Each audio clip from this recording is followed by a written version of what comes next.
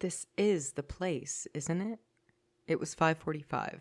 Ijichi had walked 10 minutes from the Asakusabashi subway station, down a street just beginning to come alive with neon lights and salarymen coming from work, and found the designated establishment. The restaurant was called Small Bird Box, which didn't exactly inspire an appetite in someone involved with curses. Ijichi wouldn't say the establishment he was staring at looked very appealing either. Strung outside were red paper lanterns and a beer sign, and the entrance was a sliding door. A faint sense of excitement had been mounting in him on the journey here, but now he felt it ever so slightly receding. I thought we were going to have a quiet dinner alone, but...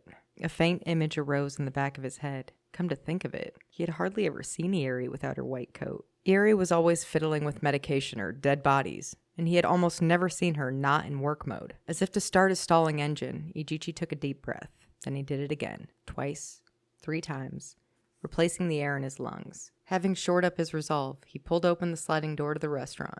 Woohoo! You're late, Ijichi! Without stepping inside, Ijichi closed the door, then wiped his glasses with his sleeve. Something was very wrong. Instead of Ieri in something other than her white coat, he had been greeted by a blonde guy in sunglasses drinking melon soda from a massive mug. A guy who looked suspiciously like Gojo. Had Ijichi's eyes been cursed? Was he under attack by a brainwashing technique? Certainly he couldn't have seen what he thought he saw. Ieri had invited him out. He most definitely had not come to drink with Gojo. Besides, Gojo didn't drink alcohol, so he wouldn't be in a drinking establishment like this. Perhaps exhaustion and overexcitement had caused Ijichi to hallucinate. Yeah, that must be it. The diligent assistant manager took another deep breath and, with great trepidation, once again opened the door. What gives? The blonde guy asked, looking unmistakably like Gojo. Ijichi made a sour face as he squinted. What are you doing, Gojo? I'm doing non-alcoholic bondage play at a drinking establishment, and I ain't going home till I'm good and hammered. Then you'll never go home. Well, bondage isn't any fun if you're not strapped in tight. Ijichi, are you the type who can't be satisfied until you reach high levels of kink? I don't usually play those kinds of games.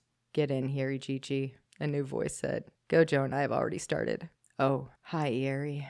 Ieri was sitting diagonally across from Gojo at the 4-person table, and she had just drained a large mug of beer. Ijichi was beginning to comprehend the situation. Tonight's drinking session was for 3. He felt something inside of himself, that part of him prone to believing in dreams too good to be true, crumble with great tumult. This was reality. The scene before him now was much less dreamy than Ieri inviting him, and him alone, for a drink at 6 o'clock. He bowed in greeting and hid his disappointment as he sat in the seat they indicated next to Gojo. Let's get you a first drink, Ieri said. She summoned the server and ordered a beer for Ijichi and a highball for herself. Ijichi decided not to speculate about how many drinks she downed before he arrived. The spread in front of Gojo included melon soda, french fries, and chicken fingers. The kinds of food a small boy might order if his parents dragged him into a drinking establishment. All right, cheers, Gojo said. There was a moment of chaos as they toasted with melon soda, beer, and a highball. Then Ieri opened a menu printed on worn Japanese paper and ordered more food. Abalone boiled in soy sauce, chunks of raw tuna, and awful stew. Ijichi, any sides for you? Potato salad? Chunky or smooth? Smooth. After swiftly completing the order, Ieri drank from her glass with an elegant gesture. Her highball rapidly disappeared, along with the edamame and kinpira appetizers already on the table. She was guzzling her drink the way a student guzzles cold cider in the summer sun. Her pallor was also surprising. She seemed paler than usual, so even though she had probably already finished at least 1 drink, she didn't look drunk or flushed. Her natural elegance, combined with her capacity to drink heavily, made her seem incredibly cool in Ijichi's eyes. Meanwhile, Gojo definitely wasn't drunk, because he wasn't drinking alcohol. Hey, Ijichi, Gojo said. Did you know that Steven Spielberg was the first one to put cucumber in potato salad? Oh, really? I've never heard that before. Yeah, because it isn't true, Gojo said. Okay. A conversation with a drunk would have made more sense than a conversation with Gojo. That was the case whenever Gojo and Ijichi tangled, but it was even worse now. Gojo seemed to be drunk without having consumed a drop of alcohol. Drunk on the atmosphere, on the convivial attitude of the crowd of daily drinkers and salarymen on their way home from work. He was acting like a bigger drinker than Ieri. Ijichi, Gojo said. Since we're drinking together, let's talk about this week's issue of Jump. I haven't read it. Seriously? There are actually people who don't read Jump? What did you read growing up? Or were you the intellectual who read ancient poetry in the Koken Wakashu? Is there an option besides Jump in Koken Wakashu? I'm appalled. Then shall we talk about baseball? Politics? Huh? No, I avoid topics that provoke disagreement. Me? I'm a big fan of Mitsunari Ishida, Gojo said. But I can't say he did much after Hideyoshi died. Politics from the Sengoku period? That was unexpected. Ijichi, our precious present rests atop the deeds of our forebears. Yes, I know, but... Gojo's fine sentiment sounded as thin as a spring roll wrapper, coming as it did from the very person trying to destroy the old system of the jujutsu world. But Ijichi didn't have the courage to say so. You admire Mitsunari Ishida, do you? Ijichi asked. Well, according to the stories, he's always served lukewarm tea, Gojo said. I've never heard anyone describe a Sengoku commander like a household servant before. Then let's decide who would be the strongest general, regardless of time period. I propose Satoru Gojo. I, too, think he would win. Yeah, but Sugawara no Michizane could be a problem. Stop throwing around big names. The banter was nothing new, but it was flying faster than normal. Ijichi cast a glance at Werry to indicate that he was having trouble keeping up, but she was preoccupied. The tuna's here, she said. That means it's sake time. Waiter, what brand you got? We have Hakai-san. Then that's what we'll have. Werry was ready to start knocking it back. She was the one who had chosen this restaurant, but it was still surprising to see how comfortable she was here. The way she called out to the server suggested she was a regular. What's wrong, Ijichi? She said. Have you had enough to drink? Yes, I have. Oh. Well, when the Nimono gets here, don't hold back. The chef here has serious skills. Flattery won't get you free food, the chef called back. To the server, he said, prepare the usual for Shoko. Coming up, General, the server replied. Ijichi was taken aback when the chef called Werry by her first name. He wouldn't mind being able to do that himself. The server is new, but she's really zippy, Werry said. She has 4 sisters-in-law, so she's holding down multiple jobs to send them to college. It's like something out of a manga. You asked her about all this? Ijichi asked. Well, I've been coming here for a long time. Oh, I see. Now it made sense. Werry was no mere regular. She came here so often that she knew all about the servers' lives.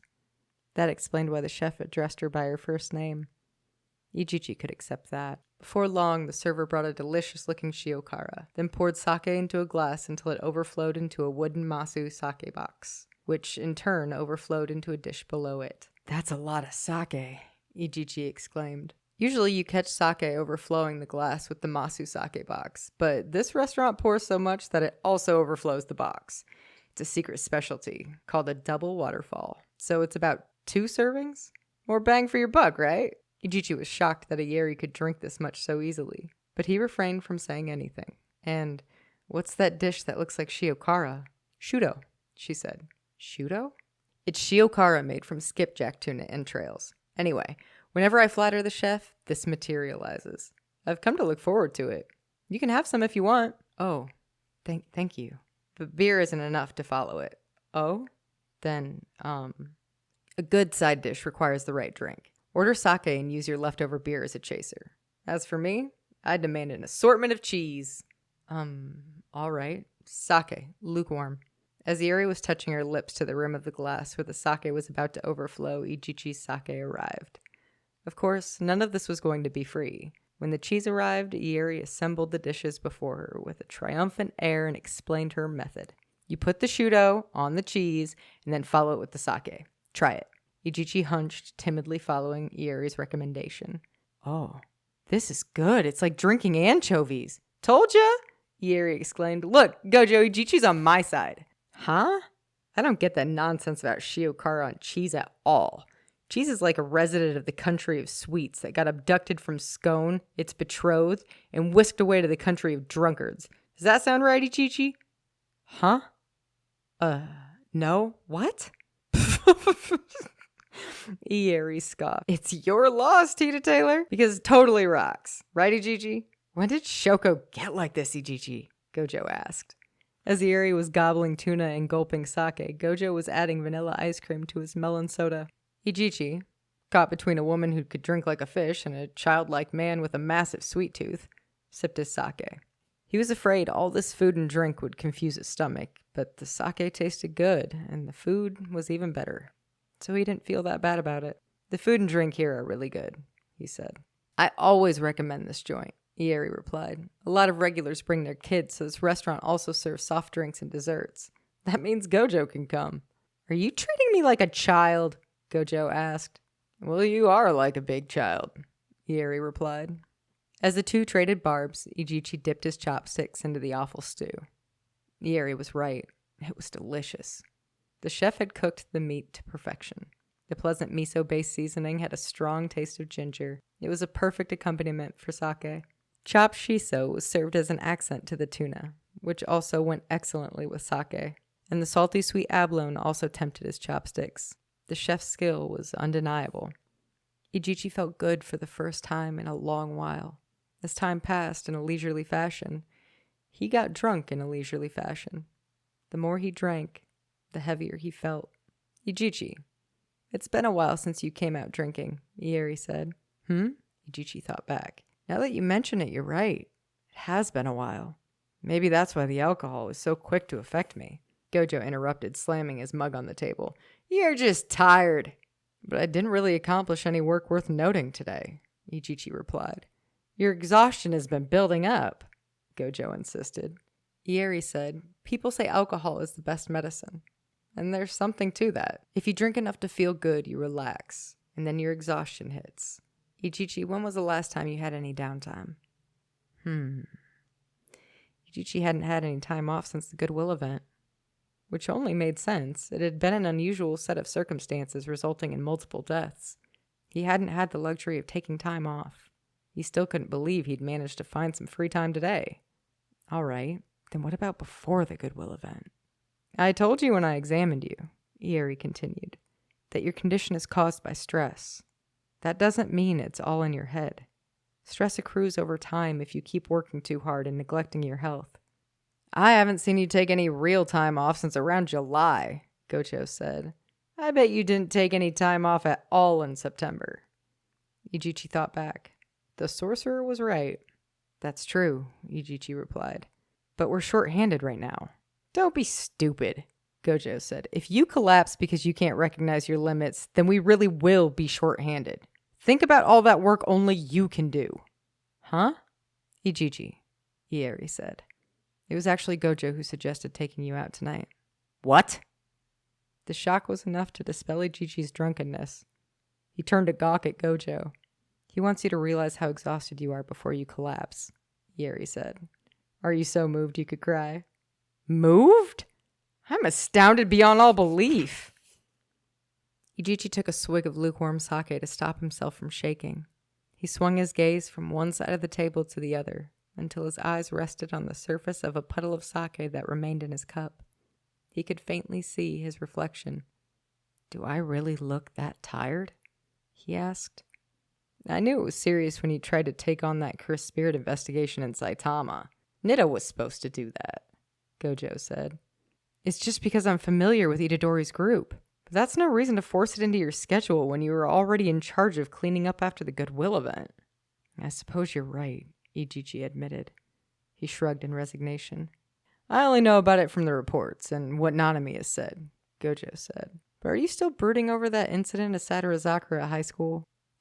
To what exactly do you refer? You weren't able to stop Yuji. My pulse is pounding, Ijichi thought. He felt the heat drain from his flushed face, down through his spine. Well,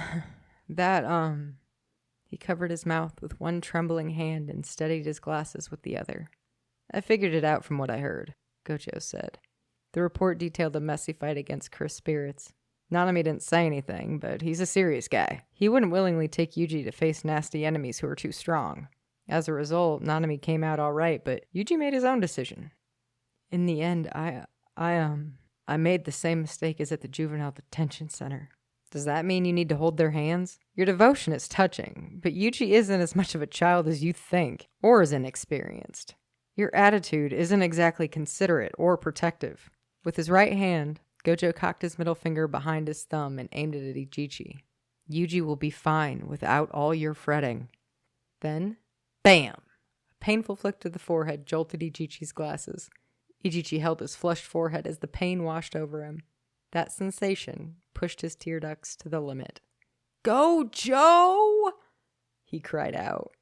Aw, grown man shouldn't cry over one flick to the forehead, Ieri said. Maybe Ijichi's a weepy drunk. Instead of more sake, Ieri ordered steamed matsutake mushrooms. I really would rather not see a man cry, she said. Ijichi, go home after we finish here tonight, Gojo said. You'll be just the right amount of drunk to get a good night's sleep. Then take tomorrow off. You don't have any work, right? Yes, that's right. Tears made the sake taste different, but Ijichi finished his drink and wiped his eyes. They all tried the seafood broth, then finished their feast with chizuke with matsutake broth. Ijichi felt good for the first time in a long while as he set off down the neon-lit nighttime streets. When he got home, he had a long, deep sleep. Meanwhile, Gojo complained when Ieri dragged him to yet another drinking establishment. There was no telling how long this pub crawl might last. All right, y'all. That concludes Section 3 of Chapter 3, Asakusabashi Elegy. That was a little bit beautiful, huh? And there are a lot of things for us to talk about. Where shall we start? Shall we start with the fact that Gojo admitted that Sugawara would be an issue? Nah, I'm not here to power scale. I'm just kidding.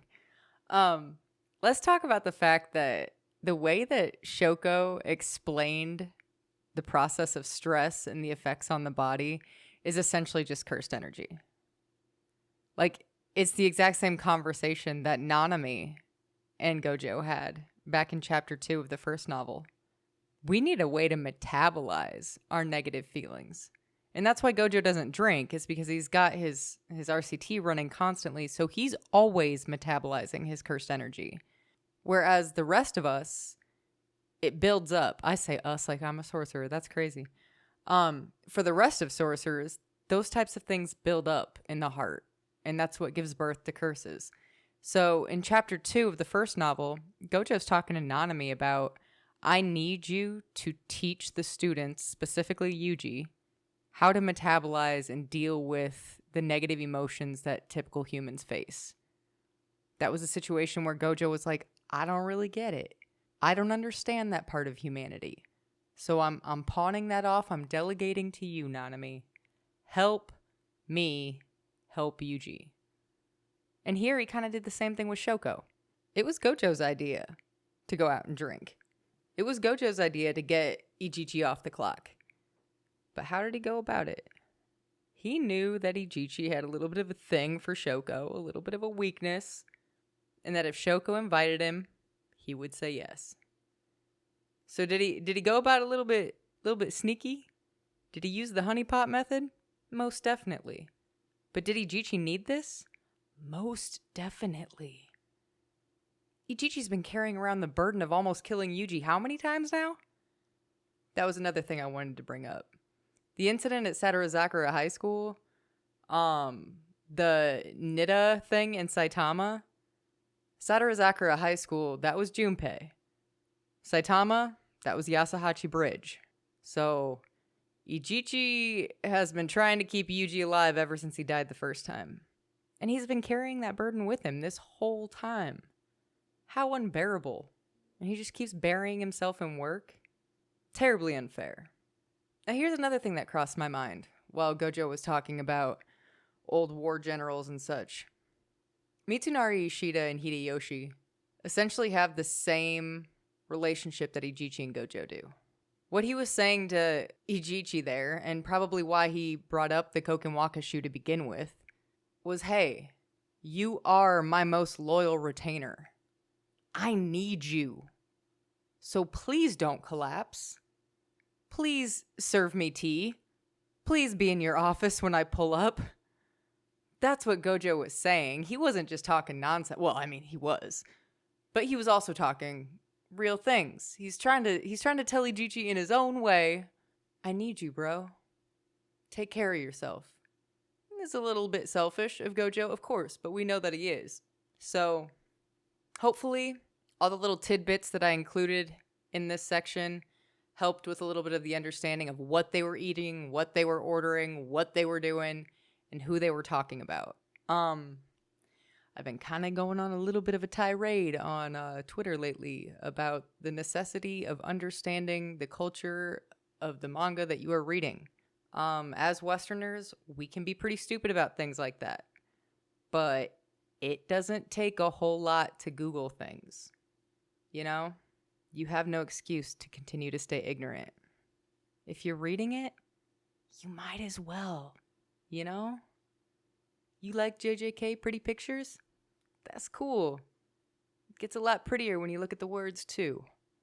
So that kind of backed me into a corner to where I had to show out for y'all on this one.